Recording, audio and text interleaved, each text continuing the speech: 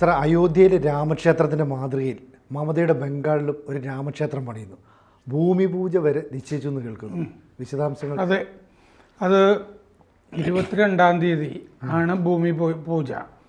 അതായത് മറ്റേ ബംഗാളിൽ ഒരു ബാബ്രി മസ്ജിദ് പണിയും എന്ന് ഒരു TMC നേതാവ് പ്രഖ്യാപിച്ചതിനെ തുടർന്നാണ് BJP നേതാക്കൾ അവിടെ അയോധ്യ രാമക്ഷേത്രത്തിൻ്റെ മാതൃകയിൽ ഒരു രാമക്ഷേത്രം പണിയും എന്ന് പ്രഖ്യാപിച്ചത്.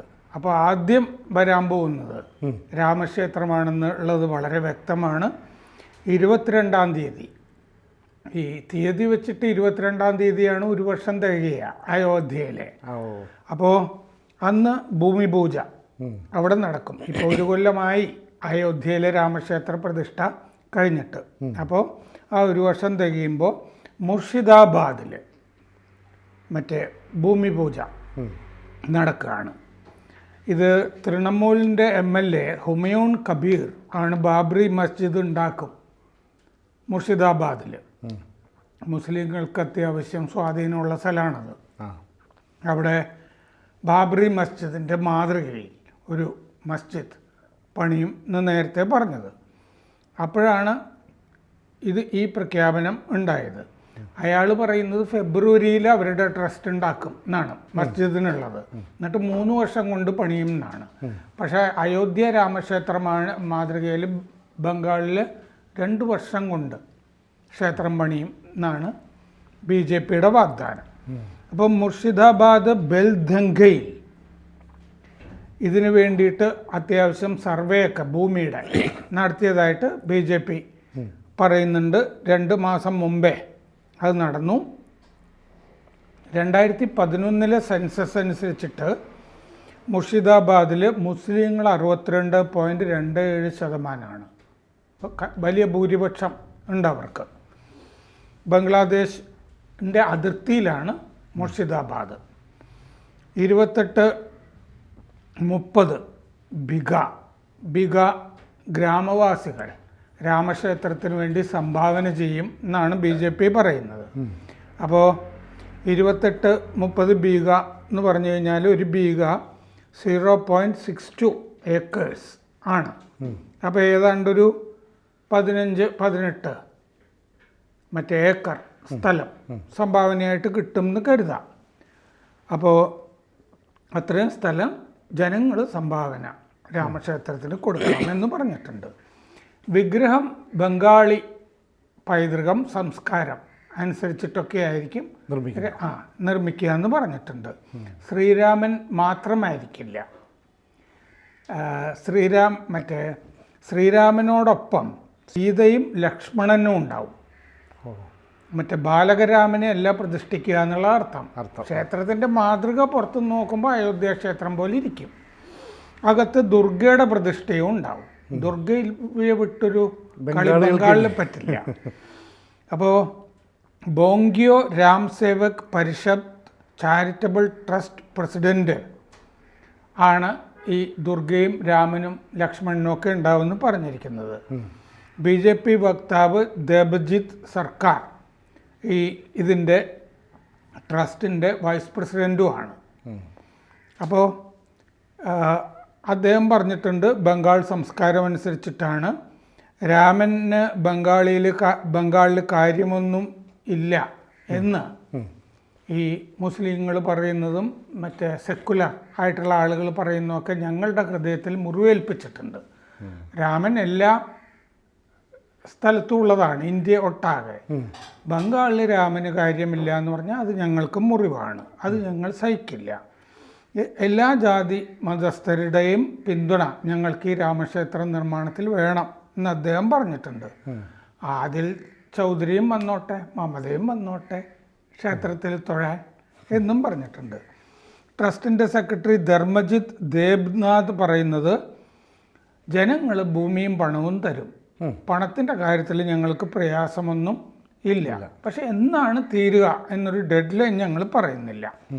BJPയുടെ മുർഷിദാബാദിലെ പ്രസിഡന്റ് ശഖാരവ് സർക്കാർ കഴിഞ്ഞ മാസം ഈ ഭൂമിയുടെ സർവേ തീർന്നു എന്ന് വ്യക്തമാക്കിയിട്ടുണ്ട്. 10 കോടി രൂപയാണ് ചെലവ് പ്രതീക്ഷിക്കുന്നത്. 2 വർഷത്തിൻ്റെ ഉള്ളിൽ തീരും. ഭരത്പൂർ MLA ഈ ഹുമയൂൺ കബീർ പറഞ്ഞതുകൊണ്ടാണ് അവർ ബാബറി മസ്ജിദ് ഉണ്ടാക്കുമെന്ന് പറഞ്ഞുകൊണ്ടാണ് നമ്മളിത് ചെയ്യുന്നത്. കബീർ പറഞ്ഞിരിക്കുന്നത്, അപ്പോൾ കബീറിനോട് ചോദിച്ചു മാധ്യമപ്രവർത്തകർ, ഇവരുടെ ക്ഷേത്രം പണിയൊക്കെ മുമ്പോട്ട് പോയല്ലോ, നിങ്ങളുടെ കാര്യം എന്തായി? ഡിസംബർ 6 കല്ലിടും എന്നങ്ങേര് പറഞ്ഞു. ഡിസംബർ 6 ബാബറി മസ്ജിദ് തകർത്തതിൻ്റെ വാർഷികം. അതിന് ഇഷ്ടം പോലെ സമയമുണ്ട്. അപ്പോൾ കല്ലിടും. 1992 ഓർമ്മയിലാണത്. 300 അംഗ സംഘടന ഇതിനു വേണ്ടി ഉണ്ടാക്കിയിട്ടുണ്ടെന്ന് അയാൾ പറയുന്നുണ്ട്. 12 ബിഘ ഇതിന് സ്ഥലം വേണ്ടി വരും. 12 ബിഘയിൽ പകുതി സ്ഥലത്തായിരിക്കും മോസ്ക് ഉണ്ടാവുക. ബാക്കി സ്ഥലത്ത് ചെറിയൊരു ആശുപത്രിയും ഗസ്റ്റ് ഹൗസും ഉണ്ടാവും. 3 വർഷം കൊണ്ട് പണിയും. 2029 എന്ന് പറഞ്ഞാൽ അടുത്ത ലോക്സഭാ തിരഞ്ഞെടുപ്പ് ആവുമ്പോൾ ബാബറി മസ്ജിദ് അവിടെ ഉണ്ടാക്കും എന്നാണ്. ബൽദംഗയ്ക്കും റജിനാഗിനും ഇടയിൽ ആയിരിക്കും ഇത് പണിയുക എന്നും പറഞ്ഞിട്ടുണ്ട്. ഈ ഹുമയൂൺ കബീർ പറയുന്നത് അയാൾ തന്നെ 1 കോടി രൂപ ഈ പള്ളിയുടെ പണിക്ക് കൊടുക്കുന്നതാണ്, മോസ്കിൻ്റെ പണിക്ക്. അയാൾക്ക് കുറച്ച് സ്ഥലമൊക്കെ ഉണ്ട്, അതൊക്കെ വിറ്റ് 1 കോടി രൂപ ഉണ്ടാക്കി ഈ മോസ്കിന് കൊടുക്കും എന്നാണ് പറയുന്നത്. ഈ ബംഗാളിലെ ദിഘയിൽ ഈ മറ്റേ തൃണമൂൽ നേതാവ് മുഖ്യമന്ത്രി മമതാ ബാനർജി പുരിയിലെ ജഗന്നാഥ ക്ഷേത്രത്തിൻ്റെ മാതൃകയിൽ ഒരു ജഗന്നാഥ ക്ഷേത്രം പണി നടക്കുന്നുണ്ട്. അത് ഏതാണ്ട് ഇപ്പോൾ പൂർത്തിയായി. അത് നമ്മൾ മുമ്പ് ചർച്ച ചെയ്തിരുന്നതാണ്. ഈ ജഗന്നാഥ ക്ഷേത്രം അവർ പണിയുന്നത്. അവരും ഒരു ഹിന്ദുത്വ പാത സ്വീകരിച്ചും പോവുകയാണ്. പൂർവ്വ മേദിനിപ്പൂരിൽ തീരമേഖലയിലാണ് ഈ ദിഘ, ഈ ജഗന്നാഥ ക്ഷേത്രം.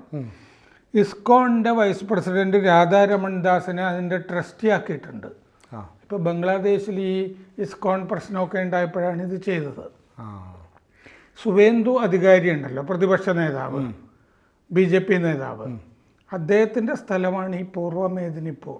അവിടെയാണ് മമത ഈ ക്ഷേത്രം പണിയുന്നത്. BJPയുടെ രാജ്യസഭ MP സമീക് ഭട്ടാചാര്യ പറഞ്ഞിട്ടുണ്ട്, ഈ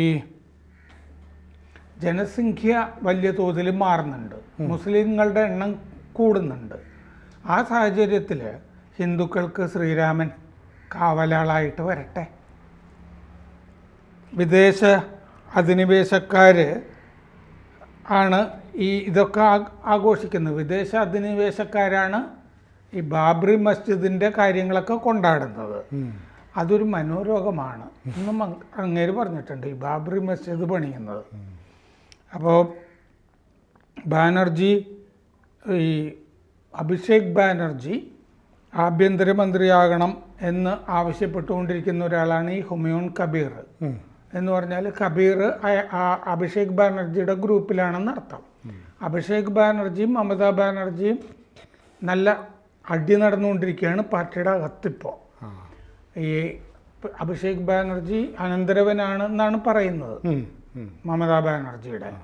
അവർ തമ്മിൽ സാമാന്യം നല്ല അടി നടക്കുന്നുണ്ട്. മന്ത്രിസഭയിൽ ചില മന്ത്രിമാർ അഭിഷേക് ബാനർജിയുടെ കൂടെയാണ്.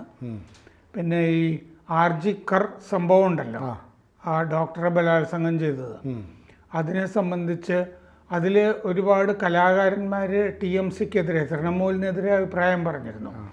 അപ്പോൾ പിന്നീട് അവരെയൊക്കെ ബോയ്ക്കോട്ട് ചെയ്യണമെന്നൊരു നയം TMCക്ക് ഉണ്ടായിരുന്നു. അതിനെ ചൊല്ലിയാണ് തർക്കം പല ആളുകളും. അപ്പോൾ അഭിഷേക് ബാനർജി കുറച്ച് കലാകാരന്മാരോടൊക്കെ സോഫ്റ്റ് ആയിട്ടുള്ള ആളാണ്. നമ്മളിങ്ങനെ അവരെ വിമർശിക്കേണ്ടതില്ല. കാരണം അദ്ദേഹം കുറേ ഈ സിനിമാ നടികളെയൊക്കെ സ്ഥാനാർത്ഥികളാക്കി ജയിപ്പിക്കാറുണ്ടല്ലോ ലോക്സഭയിലേക്കൊക്കെ. അപ്പോൾ അയാൾ കലാകാരന്മാരുടെയൊക്കെ കൂടെയാണ്. നമ്മളവരങ്ങനെ ബോയ്ക്കോട്ട് ചെയ്യേണ്ടതില്ല. പക്ഷേ ഈ പുതുവത്സരാഘോഷത്തിന് പല പാട്ടുപരിപാടികളിൽ നിന്നും ഈ പാട്ടുകാരികളെയൊക്കെ ഒഴിവാക്കിയ സംഭവങ്ങളൊക്കെ അടുത്ത കാലത്ത് തൃണമൂലിൻ്റെ കൗൺസിലർമാരും ഒക്കെ ചെയ്തിട്ടുണ്ട്. അത്തരം സംഭവങ്ങളൊക്കെ ഉണ്ടായിരുന്നു. അപ്പോൾ എന്തായാലും ഇപ്പോൾ ബാബറി മസ്ജിദും വരുന്നു, രാമക്ഷേത്രവും വരുന്നു ബംഗാളിൽ. അതൊരു രാഷ്ട്രീയ പോരാട്ടത്തിൻ്റെ ഭാഗമായിട്ടാണ് ഉണ്ടായിരിക്കുന്നത്. രണ്ട് രാഷ്ട്രീയ കക്ഷികളാണ് ഇതിൻ്റെ പിന്നിൽ ഉള്ളത്. ശരിക്കും ഈ രാമക്ഷേത്രം വരുന്നതോടുകൂടി ബംഗാളിൽ BJPയുടെ ഒരു മുന്നേറ്റം അല്ലെങ്കിൽ ഒരു വളർച്ച ഇനിയും ശക്തമാകുന്നതിൻ്റെ സൂചന കൂടിയല്ലേ? അല്ല, അവിടെ ഈ ശക്തമാവുന്നതിനെതിരെയാണല്ലോ ഹിന്ദുത്വ ഇത് അവരും ആ രീതിയിലേക്ക് പോകുന്നത്. അവരും അത്യാവശ്യം ഹിന്ദുത്വ പരിപാടികളൊക്കെ അവിടെ ചെയ്യുന്നുണ്ട്. BJPയുടെ എന്താ പറയുക, നേരത്തെ കാണിച്ചിരുന്ന അത്ര ശക്തി ഇല്ലല്ലോ. കാരണം അവിടുത്തെ ഉപതെരഞ്ഞെടുപ്പുകളിലുമൊക്കെ BJPയുടെ ഒരു സീറ്റും കൂടി മമത പിടിച്ചെടുക്കുകയാണ് അവിടെ ചെയ്തത്. അപ്പോൾ വിചാരിച്ച മുന്നേറ്റം BJPക്ക് വിചാരിച്ച മുന്നേറ്റം അവിടെ ഉണ്ടായിട്ടില്ല. അതിനെ തടഞ്ഞു നിർത്തുകയാണ് ചെയ്തത്. കാരണം ഈ മുസ്ലിം പ്രീണനം ഇങ്ങനത്തെ എല്ലാവരെയും കൂടി കൂട്ടി, അപ്പോൾ BJPയുടെ കൂടെയുള്ള ആളുകളെ കൂടി പിടിച്ചു മാറ്റാനാണ് മമത ശ്രമിക്കുന്നത്. അതിന് തടയിടാൻ ഈ അമ്പലം പണിക്ക് കഴിയുമോ എന്നുള്ളത് കാത്തിരുന്ന് കാണണം.